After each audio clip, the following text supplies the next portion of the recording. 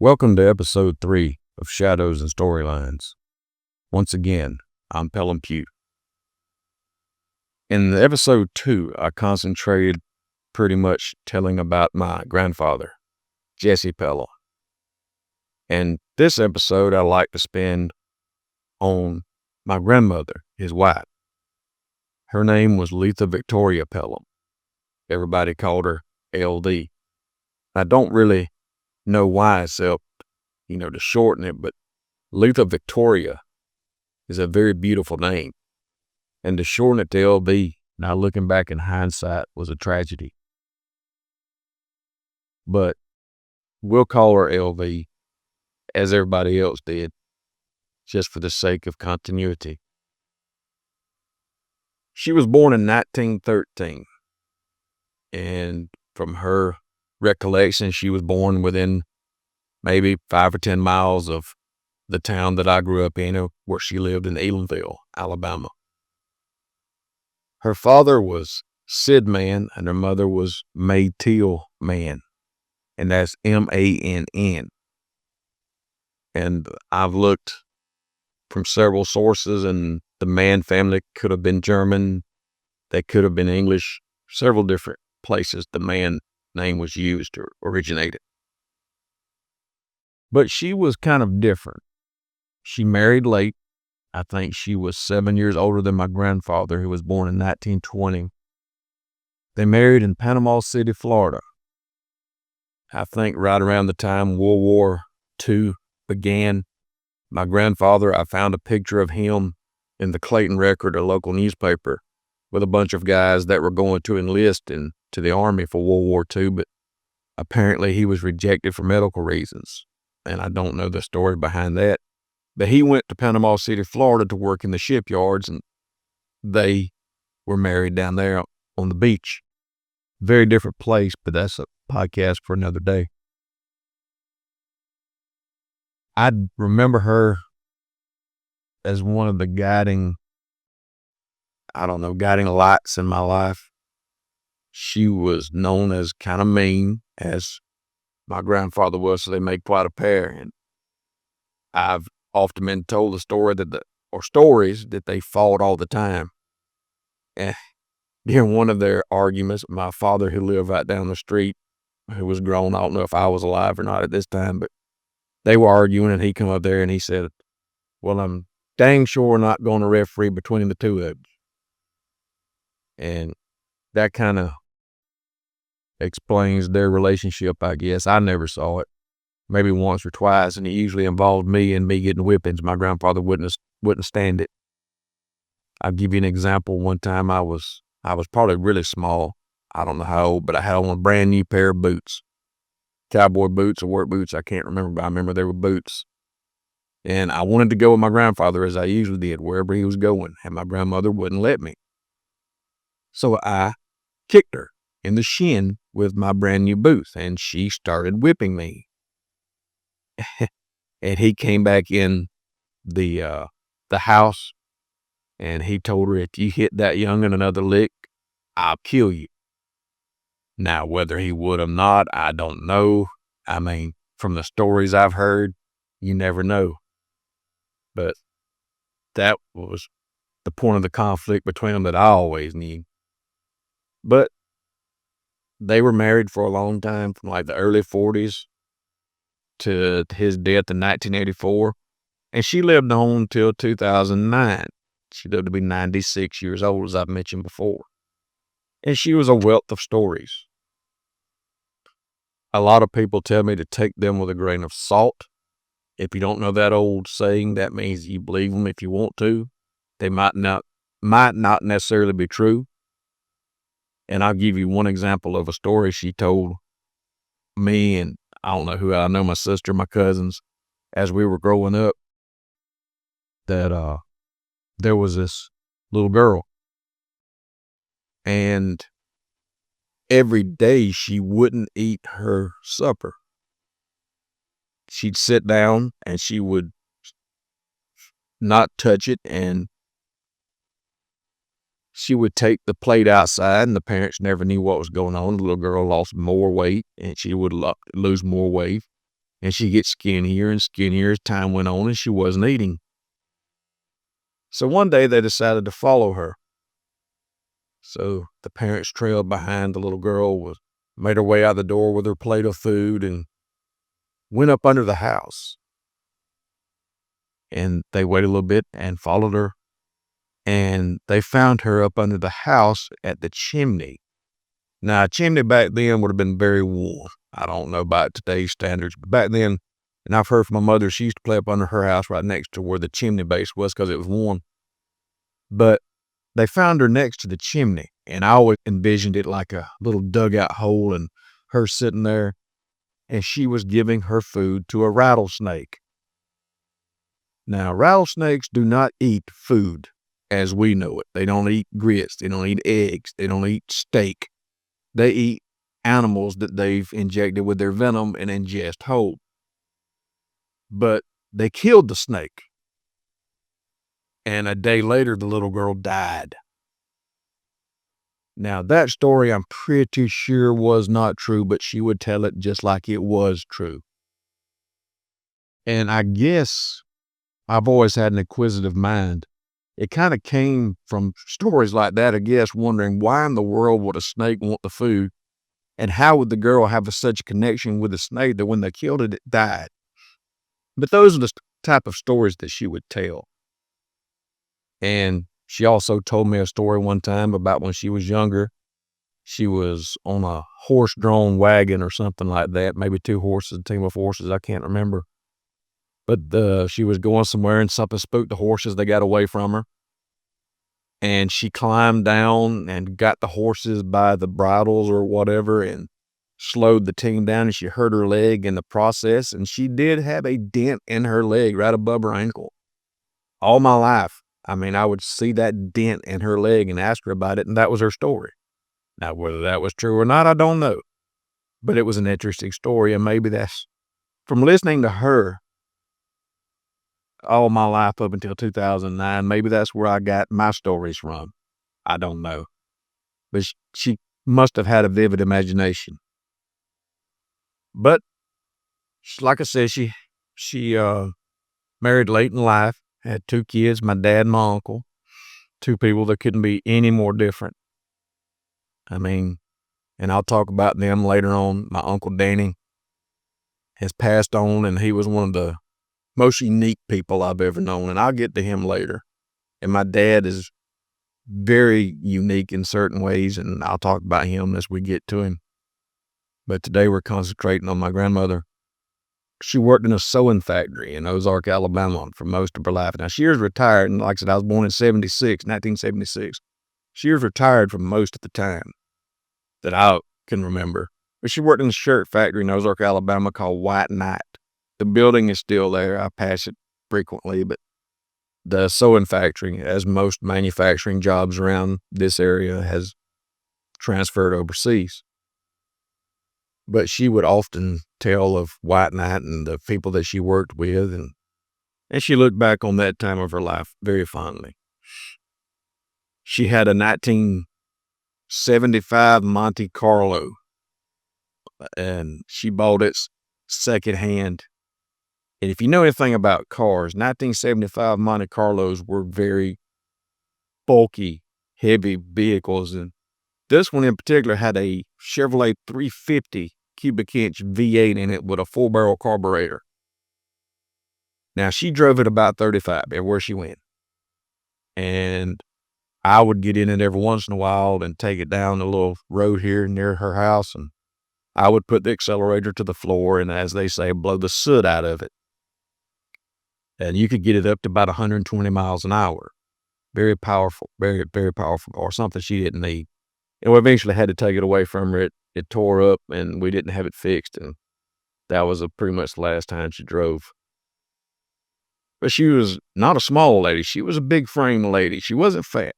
Let me say, she was not. I don't ever remember my grandmother being fat, but she was big. She had big feet. I mean, she was very big boned. And my grandfather, he was not, I mean, a very large man. He was probably average size from what I can remember. And they lived in the same house from about 1940-ish, maybe early 1950s, until her death. And the house plays a big role in her story. The house that she lived in was built by Zeri Middlebrooks. And I don't know the date. It had to have been around the turn of the century. Right now, it's, I would say, a little bit over 100 years old. It's been reconditioned. The outside was redone in the late 1990s. The inside has been sheetrock, but behind it is still old tongue and groove, fat lighted wood. And in the hallway, there's an archway, handcrafted archway that it's very decorative, and I'll put a picture up of it. And the house was really nothing to brag about. It was a standard, when it was built, 4-room house with a kitchen. I mean, but she loved that house. It was her prized possession. She would always say, not many people have a house paid for, but I do. It's my house. And I eventually inherited the house, and that's where I'm sitting right now. And my office is the old kitchen. I built on a new kitchen, but my office is the old kitchen where she would cook meals that nearly the whole community would enjoy at time or another. There's an old wooden table that's round, and if you look at the bottom of it, you could tell it was kind of pieced together, but on top it's perfectly round, and it was perfectly smooth. I still had this table, and I put a picture of it on there also. But I often wonder how many people enjoyed meals that my grandmother cooked around that table. Because when my father would farm full time, she would cook lunch every day, or dinner, as we called it. And looking around that table, I can start thinking about faces and picturing faces that would eat there at lunchtime when they come in from the field, especially in the summertime. Like I said, a lot of my memories come from the summertime. But that table and this house, that was her pride. And I had a dream. When I inherited the house, it needed a lot of work. We did a lot of electrical work, did a lot of it myself. We hung sheetrock in it. We insulated a little bit. We changed some things here and there. And she didn't want it touched. She thought it was perfect the way it was. And not long after my wife and my children had moved back into the old homestead here, I had a dream. And I mentioned in the last episode that I touched my grandfather's hand after he died, and my grandmother told me I never dream about him.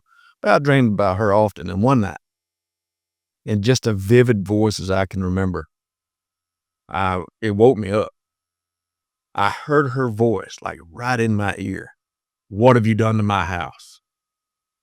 And I woke up, and I remember my wife was still asleep. My kids were asleep. It was the middle of the night, probably 2 or 3 o'clock in the morning. And I remember saying, it had to be done. I mean, the house had to be modernized. And it did. And I think if she were here today, she'd be proud of what I've done. I mean, I'm still here. I'm still living in it. I think about the generations of my family that's been sheltered by this house. And we go back to her mother. So we'll count 1, 2, 3, 4, 5, 6 generations of my family, include going back from her mother to my great nephews, have not lived in the house, but been sheltered by the house. I mean, been in the house. So 6 generations of one family in one house. And I often think about how the area is changing and how I don't know if I'll be around this area all my life. I envision myself, living in this house the rest of my life. And at this point, I just don't know. But I don't think I'll ever get rid of the house one way or another. It's as much part of my family as any person, this house. This is the center point of our family. I mean, if you had 0, 0, 0, 0 coordinates or whatever the coordinate system is, this would be it. This is where we would all gravitate back to, right here. It kind of sits in the middle of the geographical location of the small town of Elandale. And of today, it is the oldest standing structure in Elamville after the Methodist Church was gone, and I'll talk about that on a different podcast or different days. I'm sitting here talking. I've got a lot of things to talk about in different podcasts, but we'll get to them eventually. This podcast is not something that I want to just bore you with. I'm going to give you a little bit here and there, and everyone is going to be around 20 minutes. As I'm looking at the clock, I got about 5 minutes left to go.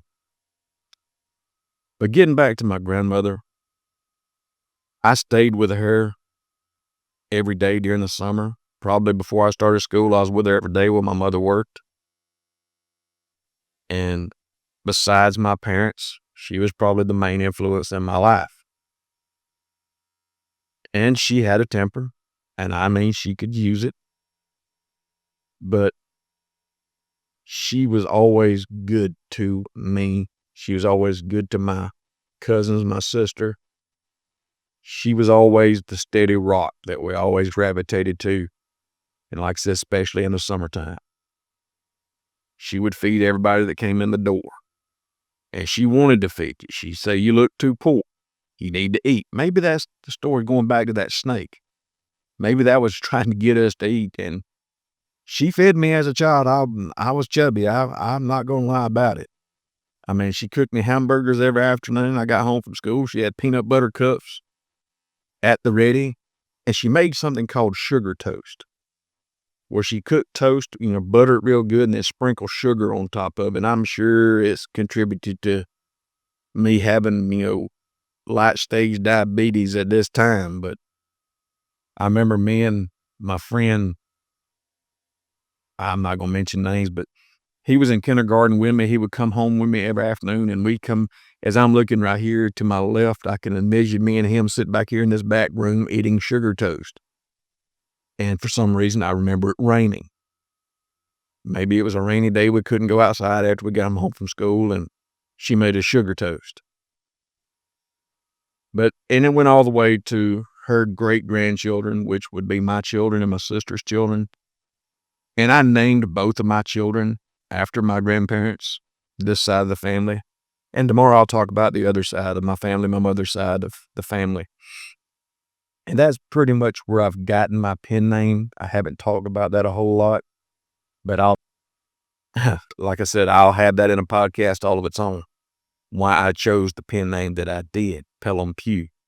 No, it's not my real name, but it's the name that I did to honor both sides of my family. And I'll talk about the meaning of it a little bit later in another episode. But my grandmother, in the late stages of her life, didn't have a great time. Her mind would drift. I mean, until she died, she had a pretty good mind. At 96, you got to think, it'll start going at some point, and it did here and there.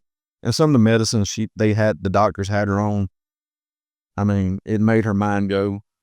And she always wanted to be buried. I mean, not buried, but she always wanted to die at home. She loved this house. So when the time came in July of 2009, she was in this house and she took her last breath in this house at 96 years old. I wasn't there. I had gone to work that morning. We knew it was coming. And I can't remember who called me and told me to come home, that she had passed or she was about to pass. And it was about a 25-minute ride from where I worked to the house. And by the time I had gotten there, she had passed on. I don't remember touching her.